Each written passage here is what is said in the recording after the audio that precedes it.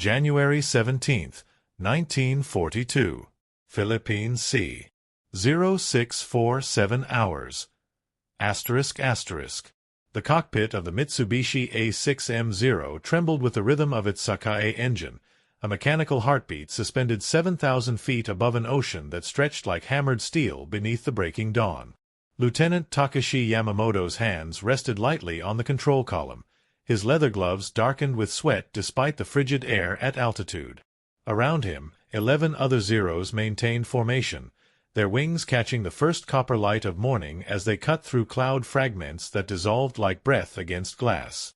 The radio crackled with static, the familiar, almost comforting buzz of empty frequency that had accompanied every sortie since the war began 8 weeks prior. Then something changed. Through the white noise came a sound so unexpected, so fundamentally alien to everything Yamamoto understood about warfare, that his first instinct was mechanical failure. Music. Not the martial drums or ceremonial shakuhachi flutes of home, but something loose and wild, a saxophone wailing over drums that seemed to laugh at the very concept of military discipline. An American voice, casual as a man discussing the weather, announced something about a baseball game in San Francisco. Then more music. Something the voice called swing. Yamamoto's breath caught in his throat. His wingman, Ensign Hiroshi Nakamura, broke radio silence for the first time in 20 minutes. "Chue, what is that?" Yamamoto had no answer. Below them, the war continued. Ships burned, men died, empires collided in the ancient contest of territory and ideology.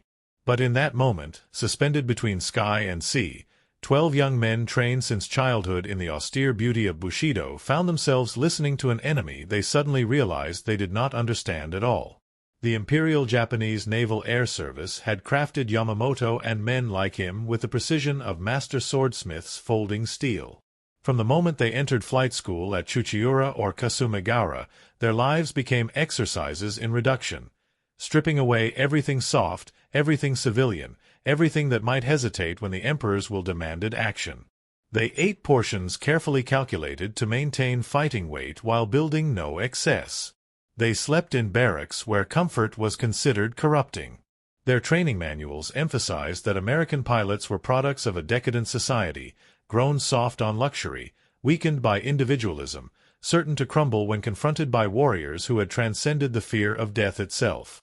The propaganda films shown in mess halls depicted Americans as bloated and undisciplined, their factories producing inferior machines, their fighting spirit compromised by too much freedom, too much wealth, too many choices. The Zero itself seemed to confirm Japanese superiority. It could outmaneuver anything in the sky, its range exceeded every carrier-based fighter the enemy possessed, and its pilots had honed their skills over the skies of China where American theories about air power had proven fatally academic when confronted by Japanese determination. In the opening weeks of the Pacific War, this worldview had been reinforced by one victory after another. Pearl Harbor, Wake Island, the Philippines, Malaya, Singapore. The Imperial Navy's carrier strike force had ranged across thousands of miles of ocean, seemingly invincible, validating every lesson about Japanese spiritual superiority over Western materialism. And then they heard the radios. It started sporadically in late December 1941, as Japanese forces pushed deeper into contested airspace where American and Filipino forces still maintained fragmented communication networks. Pilots returning from strikes against Luzon or reconnaissance missions over the Celebes Sea mentioned strange transmissions, voices speaking English in tones that seemed inappropriate for military communications, occasionally bursts of music that made no tactical sense. Initially, commanders dismissed these reports as psychological warfare or perhaps crude attempts at signal jamming. But as January progressed and Japanese aircraft ranged further into what had been the American defensive perimeter, more and more pilots reported the same phenomenon. The broadcasts were not directed at Japanese forces. They were not propaganda. They were something far more unsettling. They were Americans talking to each other as if the war were a minor inconvenience rather than a civilization-defining cataclysm. The Armed Forces Radio Service, established just weeks after Pearl Harbor, had begun broadcasting to U.S. military personnel scattered across the Pacific Theater, and Japanese pilots with even minimal English comprehension found themselves inadvertent audiences to a worldview that contradicted everything their training had promised them about the enemy. Flight Petty Officer Saburo Sakai, who would become one of Japan's most decorated aces, later documented his first encounter with American radio broadcasts in his post-war memoir. Flying a patrol sortie near the Solomon Islands in February 1942, Sakai's radio picked up what he initially thought was a coded transmission, rapid-fire English spoken with a rhythm that seemed almost musical. Then he recognized words, Yankees, seventh inning, hot dogs. A baseball game. The broadcast was a baseball game, transmitted live from somewhere in the United States, repeated for servicemen who might be listening from foxholes in the Philippines or cramped quarters on submarines prowling Japanese waters. Sakai wrote that he circled for nearly 20 minutes, fuel consumption forgotten, trying to comprehend what kind of nation broadcasts sporting events to its warriors in the middle of a total war. In Tokyo, citizens were being asked to donate metal for the war effort, to accept reduced rations, to prepare for hardship and sacrifice. In America, apparently, baseball continued. The cognitive dissonance was not merely confusing, it was existentially threatening. If the enemy was so confident, so materially secure that they could waste radio bandwidth on entertainment, what did that suggest about Japanese assumptions regarding American weakness? The content of these broadcasts revealed an America that existed in flat contradiction to Japanese propaganda. The Armed Forces Radio Service transmitted news, certainly, reports of military operations, appeals for war bonds, reminders about security protocols. But woven between these expected elements was something unprecedented in Japanese military experience: entertainment as an expression of national character. Big band music, Glenn Miller, Tommy Dorsey, Benny Goodman, with its emphasis on improvisation and individual virtuosity.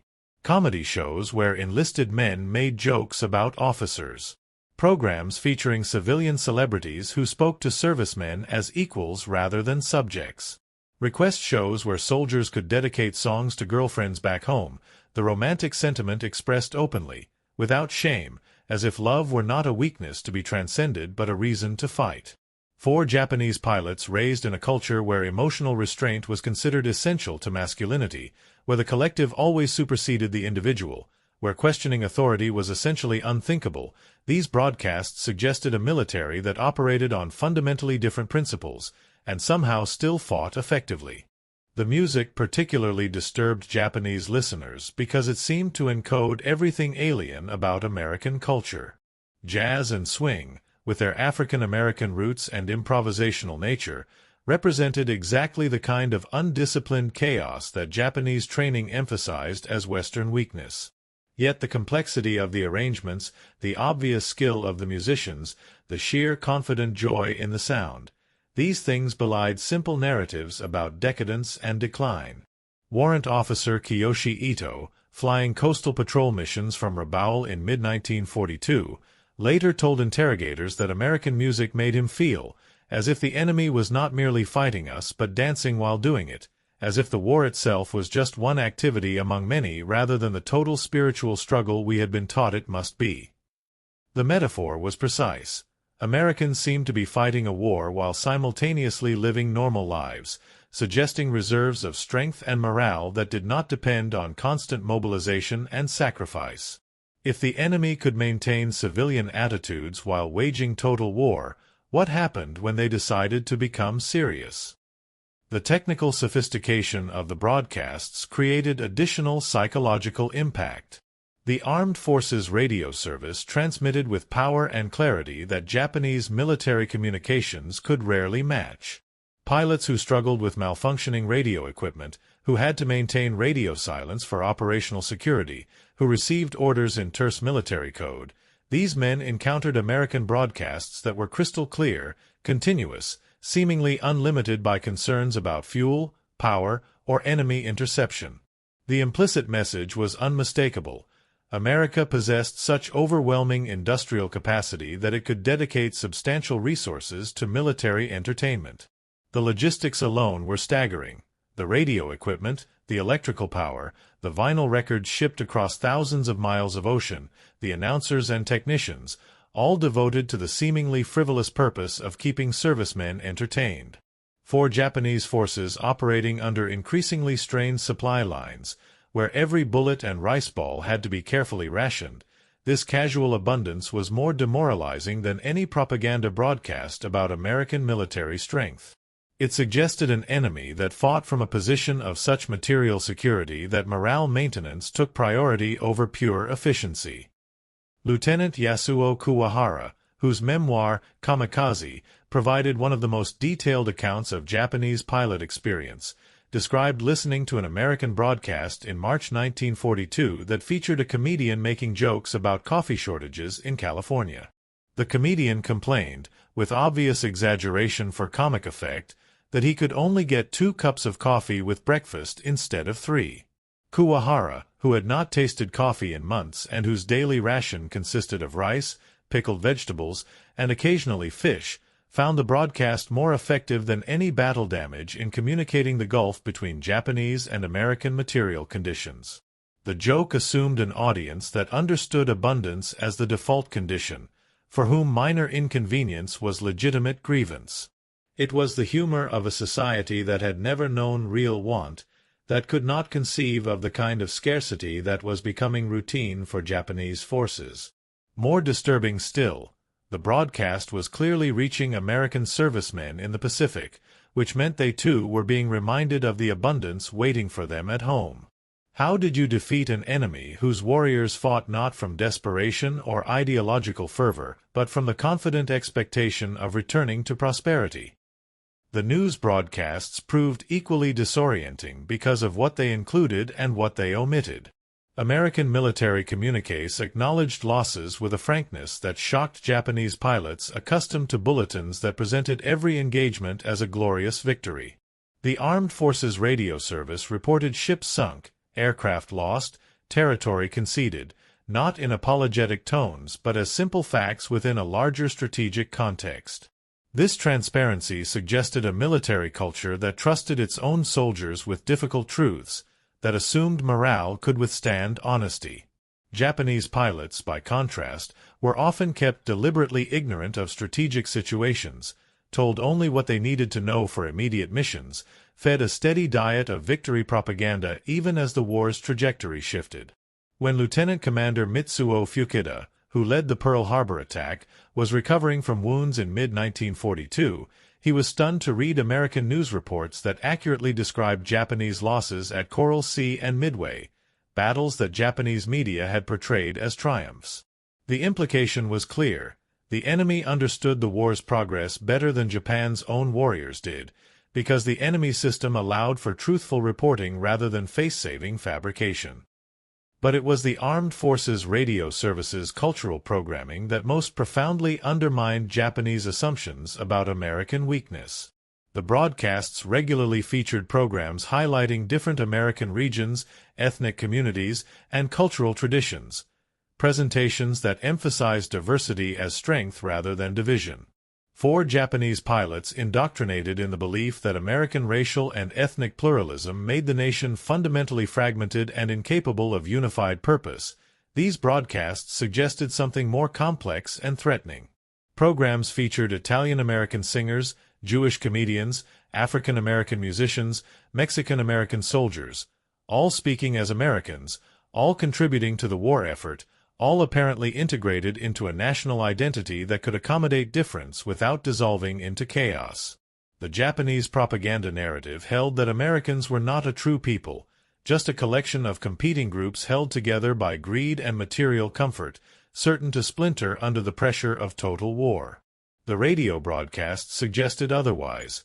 They revealed a nation that had somehow transformed diversity into dynamism, that drew strength from multiple cultural streams rather than being weakened by them. The psychological impact of these revelations accumulated slowly, like water seeping into concrete, invisible until the freeze comes and everything cracks apart. In early 1942, when Japanese victories seemed to validate every assumption about spiritual superiority over material indulgence, pilots could dismiss the radio broadcasts as curiosities, evidence of American unseriousness that would prove fatal once battle was joined in earnest. But as the war progressed, as Japanese supply lines stretched, as reinforcements grew scarce, as American industrial production began converting material advantage into battlefield superiority, those radio broadcasts became something more sinister. Evidence that the enemy had been telling the truth about itself while Japanese propaganda had been lying about the enemy. The Americans were not soft. They were not weakened by abundance. They had not been corrupted by individualism and diversity. Instead, they had built a system that could wage total war while maintaining the cultural conditions that made their society worth defending in the first place. They could send their sons to die in the Pacific while simultaneously broadcasting baseball games and comedy shows, not because they took the war less seriously than Japan did, but because they took their own civilization seriously enough to preserve it even under the pressures of total mobilization. By late 1942, as American forces began their island-hopping campaign, Japanese pilots encountered a new phenomenon. The broadcasts grew stronger and more frequent as American bases expanded westward, while Japanese communications grew more sporadic and compromised. The symbolic inversion was complete. The frequency spectrum itself became a battlefield where American abundance confronted Japanese scarcity. Pilots taking off from increasingly desperate conditions, with degrading equipment and diminishing supplies, found themselves listening to American broadcasts that advertised USO shows, discussed Hollywood movies, and played the latest popular music. The contrast was not merely material but philosophical. Japan had mobilized its entire society for war, demanding total sacrifice from civilians and soldiers alike, operating under the belief that such complete dedication would overcome American material advantages. The radio broadcasts suggested that America had barely mobilized at all, that the war effort represented only a fraction of its productive capacity, that it was winning while simultaneously maintaining a civilian culture of leisure and consumption. The implication was devastating. If this was America fighting casually, what would happen if it ever became truly committed? The symbolic object that came to represent this crushing disparity was not a weapon or piece of equipment but something far more prosaic, the American radio itself. Japanese pilots began referring to enemy broadcasts as the voice of the warehouse, suggesting a nation that treated war as simply another logistical exercise, a matter of shipping sufficient material to overwhelm any opposition. The radio, transmitting continuously, powerfully, apparently inexhaustible, became a metaphor for American industrial capacity.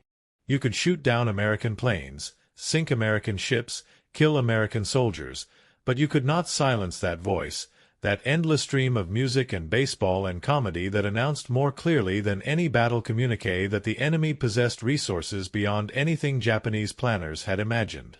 Petty Officer Hamar Ikeda, shot down near Guadalcanal in late 1942 and recovered by Japanese forces, told interrogators that in his final moments before ditching, with his Zero crippled and fuel exhausted, his radio had picked up an American broadcast playing "Don't Sit Under the Apple Tree."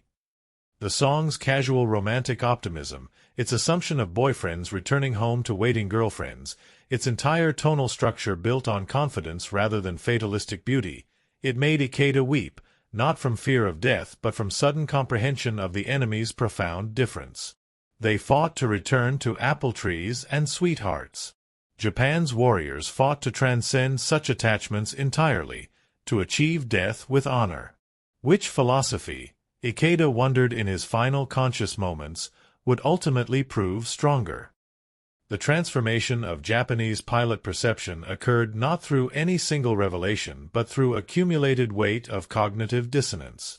Each broadcast chipped away at the propaganda framework that made Japanese sacrifice meaningful. If Americans were weak, why were they advancing? If Americans were materialistic cowards, why did they keep fighting despite horrific losses? If American society was fragmenting under war's pressure, why did the radio broadcasts sound so confident, so unified in their casual assumption of eventual victory? Pilots began privately questioning official narratives, though such doubt could never be expressed openly. Flight Petty Officer Toshio Ito later recalled thinking, during a long patrol mission in early 1943, "We have been told that Americans are soft, but soft people do not cross an ocean to fight. We have been told they are cowardly, but cowards do not climb into bombers knowing most will be shot down. We have been told they are divided, but divided people do not produce such confident music. These thoughts were treasonous by definition, yet they emerged inevitably from the gap between propaganda and observed reality. The radio broadcasts had done what no American weapon could accomplish. They had introduced doubt into the warrior culture that depended on absolute certainty. Some Japanese pilots responded to this psychological pressure by redoubling their commitment to official ideology, treating the radio broadcasts as a test of spiritual discipline. These men forced themselves to interpret American abundance as decadence, the music as proof of unseriousness, the casual communication style as evidence of poor military discipline. For them, the proper response to cognitive dissonance was not to question Japanese teachings, but to strengthen their faith that spiritual purity would ultimately defeat material strength.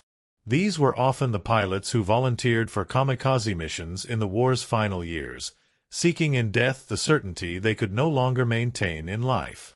The radio broadcasts had revealed the enemy's strength, but rather than prompting strategic recalculation, this revelation drove some warriors toward increasingly desperate demonstrations of Japanese will. If Americans could not be defeated militarily, perhaps they could be defeated morally, shocked into surrender by the sheer fanaticism of Japanese resistance. The radio, that voice of casual abundance, became the enemy that must be answered not with similar broadcasts but with silence, with death, with proof that some things mattered more than survival. But other pilots experienced a quieter, more corrosive transformation. They continued flying, continued fighting, continued following orders with outward discipline, but internally they began preparing for defeat and thinking about what would come after. These men listened to American broadcasts not with defiance but with the grim assessment of an outmatched boxer studying his opponent. They noted the programs about post-war planning, the broadcasts discussing how Europe would be rebuilt after Germany's defeat, the casual assumption that America would shape the post-war world according to its own values. Some, like Saburo Sakai, began teaching themselves English using radio broadcasts as immersion lessons, a practical skill that implied a future where communication with the occupying power would be necessary. These were not men abandoning their duty. They fought with skill and courage to the war's end, but they were men who had looked into the warehouse and understood its dimensions. The radio broadcasts had revealed not just American material strength but the ideological confidence that came from fighting a war while preserving the civilization the war was meant to defend. You could not defeat that through sacrifice alone. You could only hope to survive it and learn from it. The Armed Forces radio service broadcasts also exposed Japanese pilots to American racial attitudes in ways that complicated propaganda narratives about Japanese Asian liberation. American programming featured African American musicians prominently, yet news broadcasts made clear the ongoing racial segregation in American society. For some Japanese pilots, this confirmed propaganda about American hypocrisy, a nation fighting for freedom while denying it to millions of its own citizens. But the radio also demonstrated that African Americans participated in American culture despite discrimination, that jazz and swing represented genuine African American creative achievement recognized across racial lines, that the contradiction between American ideals and practice created internal pressure for change rather than systemic collapse. This was more sophisticated than Japanese propaganda suggested. America was not a simple hypocrite but a nation in argument with itself, capable of acknowledging its failures while still believing in its founding principles. The radio broadcasts revealed an enemy that could tolerate internal dissent and cultural complexity while maintaining military effectiveness, something Japanese political culture, with its emphasis on uniform thought and unquestioning obedience, could not easily comprehend or counter. By 1943, as American forces advanced through the Solomon Islands and began the grinding campaign through the Central Pacific, the psychological dimension of the radio broadcasts became explicit military strategy. American psychological warfare specialists recognized that Japanese pilots were listening and began crafting content specifically designed to demoralize. Broadcasts began including jazz performances by Japanese-American musicians serving in U.S. military bands, demonstrating that not all people of Japanese ancestry supported the empire. Programs featured captured Japanese documents that showed the growing desperation of imperial logistics, supply shortages, inadequate replacement aircraft, pilot training reduced to suicidal minimum standards. News broadcasts accurately reported Japanese losses while noting that American production was accelerating, with new carriers launching monthly, aircraft factories producing thousands of planes, pilot training programs graduating tens of thousands of aviators. The message was carefully calibrated. You are brave, you are skilled, but you are doomed because your nation's leadership has placed you in an unwinnable war against an enemy whose resources are effectively infinite. Surrender is not dishonor when your cause was lost before the first shot was fired. Most Japanese pilots never surrendered. Their cultural programming against capture ran too deep, reinforced by genuine fear of how Americans might treat prisoners given propaganda about enemy brutality. But the radio broadcasts achieved something perhaps more strategically valuable. They exhausted the psychological resilience of men who continued fighting. Pilots who once attacked with the confidence born of assumed superiority now flew missions with grim fatalism, knowing they fought not for victory but for honor, not to change the war's outcome but to die properly. This shift from confidence to fatalism showed in combat performance. Increasingly reckless attacks, diminished tactical flexibility, a preference for death charges over strategic withdrawal. American aviators noted the change. Japanese pilots in 1943 and 1944 were often more aggressive than in 1941 and 1942, but less effective, burning their lives in desperate gestures rather than fighting with the calculated skill of warriors who expected to survive and learn from each engagement. The radio broadcasts had not made Japanese pilots surrender, but they had helped transform them from confident warriors into desperate ones, and desperate warriors make mistakes. The final transformation came in late 1944 and 1945, as Japan's situation became objectively hopeless. American broadcasts began including programs about post-war planning, discussing how Japan would be occupied, reformed, and eventually reintegrated into the international community. These broadcasts spoke of democracy, land reform, education, economic reconstruction, concepts alien to Japanese experience but presented not as punishment but as opportunity. Some programs featured Japanese-American soldiers discussing their service in the U.S. military, emphasizing that Americans distinguished between the Japanese people and their military government, that the war was against the regime, not the nation. For the few Japanese pilots who survived to hear these broadcasts, they offered something unprecedented, an alternative future. You did not have to die gloriously. You could survive, see your nation reformed, participate in building something new. This message reached almost no one in time to affect wartime decisions.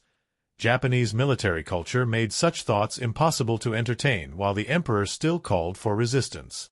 But after the surrender, when occupation forces arrived and began implementing the promised reforms, veterans who had listened to those radio broadcasts recognized that America had told them the truth.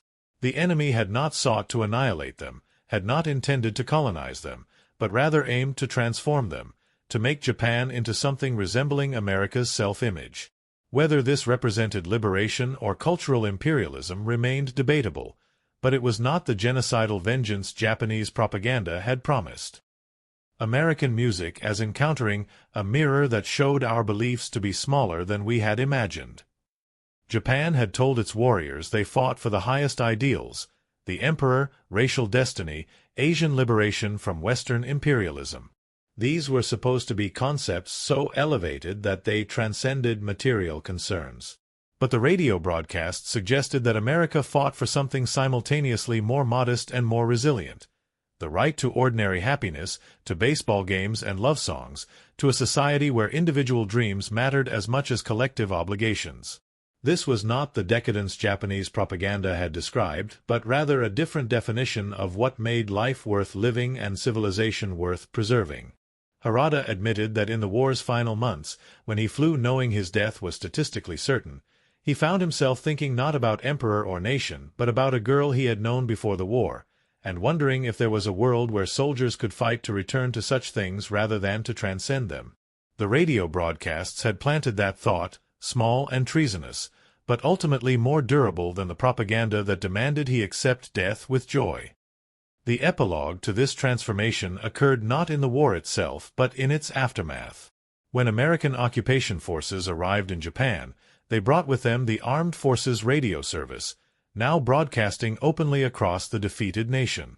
Japanese civilians, emerging from years of total mobilization and propaganda, encountered the same content that had so disturbed pilots during the war: jazz and swing, baseball and comedy, news delivered with casual transparency, advertisements for products that implied a world of abundance most Japanese could scarcely imagine.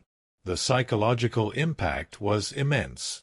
This was the culture that had defeated them, not through greater spiritual dedication or martial discipline, but through a fundamentally different social model that somehow generated overwhelming material superiority while maintaining space for individual happiness, cultural diversity, and democratic self-governance.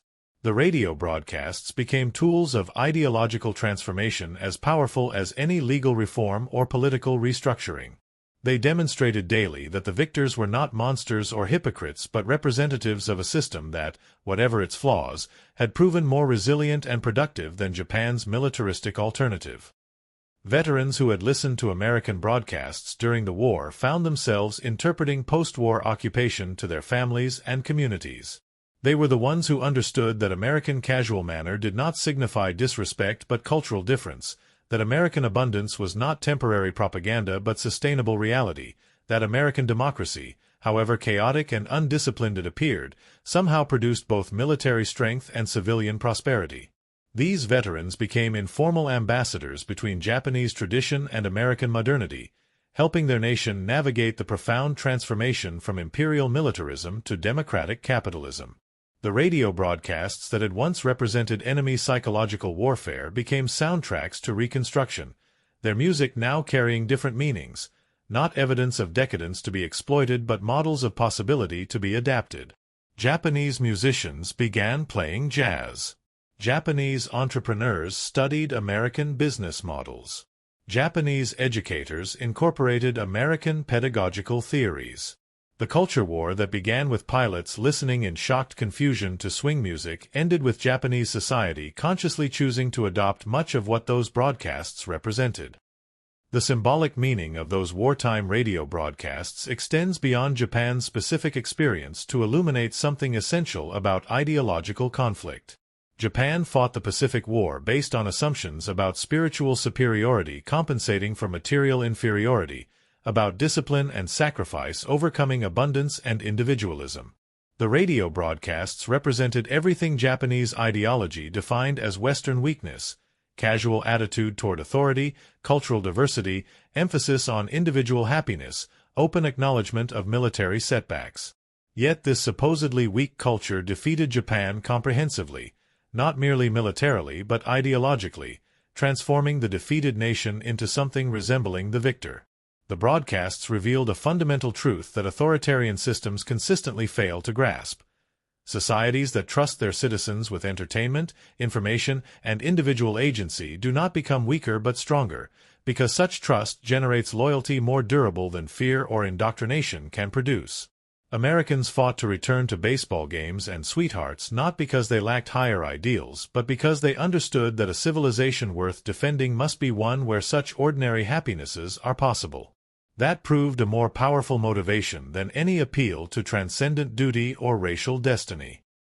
In the end, those Japanese pilots who broke down upon hearing American radio did not weaken from exposure to enemy propaganda.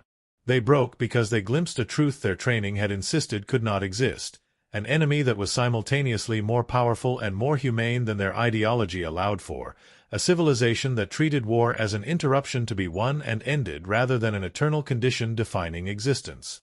The music they heard, jazz with its improvisation and swing with its joy, encoded a social philosophy where individual expression served collective purpose without erasing personal identity, where diversity strengthened rather than fractured unity, where confidence came not from fanaticism but from genuine cultural vitality.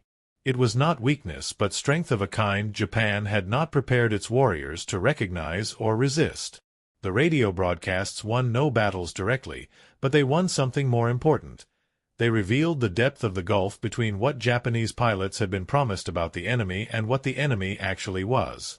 And once that revelation occurred, once the illusion of Western decadence crumbled in the face of American abundance and confidence, the psychological foundation of Japanese resistance began its slow, inevitable dissolution. The voice of the warehouse had spoken, and its message was simple and devastating. You cannot defeat a nation that can afford to send music to its warriors while fighting a war on two sides of the planet. You cannot outlast an enemy whose factories produce both bombers and records, whose soldiers expect to return home to prosperity rather than accept death as the highest honor. You cannot win through sacrifice what your opponent achieves through productivity. The war would continue for 3 more brutal years after those first stunned pilots heard American broadcasts, but the outcome was written in those transmissions, written in the casual confidence of a baseball announcer, the exuberant improvisation of a jazz saxophone, the simple assumption that American soldiers would want to hear music from home. These were the sounds of a civilization that knew it would win because it had built something worth returning to, and that knowledge, broadcast across the Pacific, proved more demoralizing than any bomb or bullet ever could.